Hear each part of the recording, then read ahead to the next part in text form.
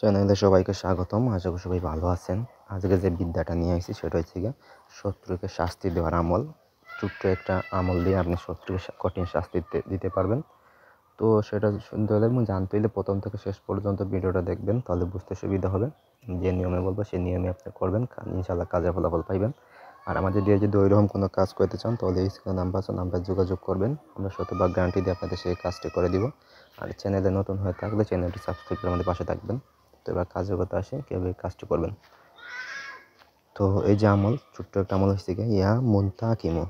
এই আমলটা আগে আপনি মুখস্থ করে নেবেন। এটা তো আপনার 2 থেকে 3 বার পড়লে মুখস্থ হয়ে যাবে। তো মুখস্থ হয়ে গেলে আপনি করবেন কি, যে কোনো শুক্রবারে এই ফজরের নামাজ পড়ার পর আপনি এই যে আমলটা আছে, আমলটা আপনি পাঠ করবেন।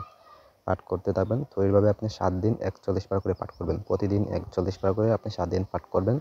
তো এটা আপনি পাক পবিত্র থেকে নামাজ পড়ে তারপর আপনি পাঠ করতে বসবেন, ঠিক আছে।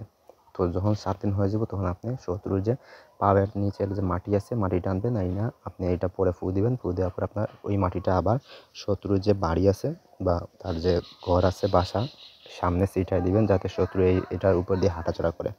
তাহলে আপনার যে শত্রু আছে, শত্রু ধ্বংস হয়ে যাইব। এটা অনেক পরীক্ষিত একটা আমল। যদি সঠিক সুন্দর মতো আপনারা করতে পারেন, আপনারা কাজে ফলাফল পাইবেন। আপনার শত্রু ধ্বংস হয়ে যাইব।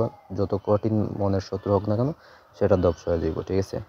তো এটা করবেন হচ্ছে যে কোনো একটা পাক পবিত্র হয়ে যে কোনো একটা ভালো দিনে শুক্রবারে ফজরের নামাজ পড়ে শুরু করবেন, ঠিক আছে। 7 দিন 41 বার করে পাঠ করবেন।